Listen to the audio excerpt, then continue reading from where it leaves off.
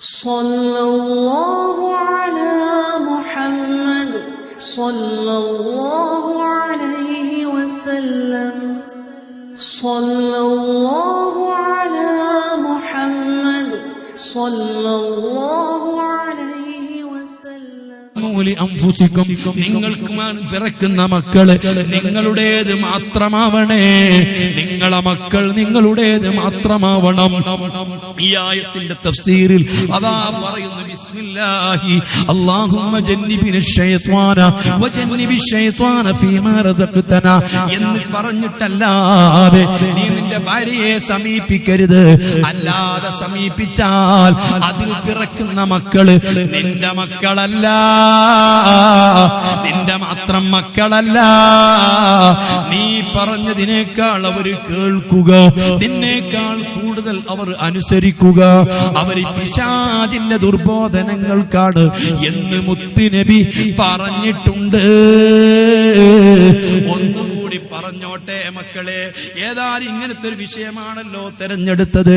മണിയറയില്ലതാ, മണിയറയിലേക്ക് ഭാര്യയും ഭർത്താവും കൂടി ഒരുമിച്ച് കൂടിയാൽ ശരിക്കും അതിലൊക്കെ കൊട്ടിയടക്കണമെന്ന, ലൈറ്റ് അണക്കണമെന്ന, ഒരു ഭാര്യയും ഭർത്താവും തമ്മിൽ നഗ്നമായ ശരീരങ്ങൾ അങ്ങും ഇങ്ങും കണ്ടുകൂടാ, ഹറാമല്ല. മുത്തുനബി സ്വല്ലല്ലാഹു അലൈഹി വസല്ലമ തങ്ങളിൽ നിന്ന് ആയിഷ ബീവി പറയുന്നു, എന്നെ നഗ്ന ശരീരം മുത്തുനബി കണ്ടിട്ടില്ല, മുത്തുനബിയുടേത് ഞാനും കണ്ടിട്ടില്ല. അതേ ഒരു വസ്ത്രം കൊണ്ട് മൂടേണ്ടതാണ്. അല്ലാ ഇത് കൂടി പറയട്ടെ, ലൈംഗികമായി ബന്ധപ്പെടുന്ന സമയത്ത് സംസാരിച്ചുകൂടാ. ഇന്ന് എത്രയെത്ര ആളുകളുണ്ട് ഈ കിളിപ്പെടുത്തുന്ന ചിത്രങ്ങൾ കണ്ടുകൊണ്ട്, അതേ ടി വി ഓൺ ചെയ്ത് വെച്ചുകൊണ്ട് അല്ലെങ്കിൽ മൊബൈൽ തുറന്നു വെച്ചുകൊണ്ട് അശ്ലീലങ്ങൾ കണ്ടുകൊണ്ട് തന്റെ ഭാര്യയുമായിട്ട് ബന്ധപ്പെടുന്ന എത്ര വൃത്തികെട്ട സ്വഭാവങ്ങളുണ്ട്. ഇതിൽ കൊണ്ടൊക്കെ സംഭവിക്കുന്നത് എന്താണെന്നറിയോ? ഇതുകൊണ്ടൊക്കെ സംഭവിക്കുന്നത് അല്ലാഹ് ഒരിക്കലും ഹയാ ഇല്ലാത്ത, ലജ്ജയില്ലാത്ത മക്കള് പിറക്കുന്നതാണ്. പഴയകാലത്ത് പെണ്ണുങ്ങൾക്ക് എന്തൊരു ലജ്ജയാണ്, മക്കൾക്ക് ഉമ്മമാരോടും ഉപ്പമാരോടും എന്തൊരു ലജ്ജയാണ്. ആരെങ്കിലും പറയുമോ എനിക്ക് എന്നെ പിന്നെ പെണ്ണ് വേണമെന്ന് പറയുമോ? ഞാൻ ചോദിക്കുന്നതോടെ 50 വയസ്സിന്റെ മീതെയുള്ള ആളുകളോട് ചോദിക്കുക, കല്യാണം കഴിച്ചാൽ ഭാര്യയും ഭർത്താവും പരസ്യമായിട്ട് ഉമ്മ ഉപ്പ കാണുന്ന രൂപത്തിൽ സംസാരിച്ചു തുടങ്ങാൻ കാലമെത്ര കഴിയണം? പകൽ സമയത്ത് അവരൊന്ന് സംസാരിക്കാൻ കാലമെത്ര കഴിയണം? എന്തൊരു ലജ്ജയാ! ഖിയാമത്ത് നാളിന്റെ അടയാളമായി മുത്തുനബി പറഞ്ഞത്, വയുർഫഉൽ ഹയാഉ മിനൻ നിസാ, പെണ്ണുങ്ങളിൽ നിന്ന് ഹയാ ഉയർത്തപ്പെടുന്ന കാലമാ. ഏത് നടുറോട്ടിലൂടെയും ഏത് ബസ്സിൽ വെച്ചാണെങ്കിലും വാഹനത്തിൽ വെച്ചാണെങ്കിലും ആരെ മുമ്പിൽ വെച്ചാണെങ്കിലും സ്വന്തം ഭാര്യയെ കെട്ടിപ്പിടിക്കുന്നതിനോ ഭർത്താവിനെ കെട്ടിപ്പിടിക്കുന്നതിനോ ഒന്നിച്ചിരുന്ന് യാത്ര ചെയ്യുന്നതിനോ അശ്ലീലങ്ങൾ പറയുന്നതിനോ അശ്ലീലങ്ങൾ ചെയ്യുന്നതിനോ ഒരു ലജ്ജയുമില്ല, മാനമില്ല. വല്ലാത്തൊരു കാലമല്ലേ? ആയിരക്കണക്കിന് ആളുകൾ നിൽക്കുന്ന റോട്ടിലൂടെ ഒരു പെണ്ണതാ ഭർത്താവിനെ കെട്ടിപ്പിടിച്ചുകൊണ്ട് പോകുന്നു, കിന്നാരം പറയുന്നു.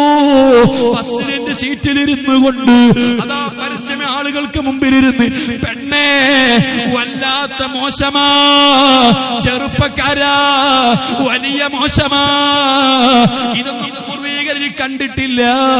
എന്താ കാര്യമെന്നറിയോ? ലജ്ജയില്ലാത്ത കാലമാണ്.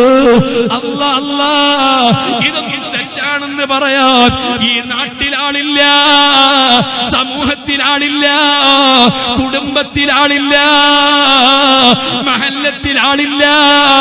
ലാ ഇലാഹ ഇല്ലല്ലാഹ് നിലയും വിലയുമില്ല.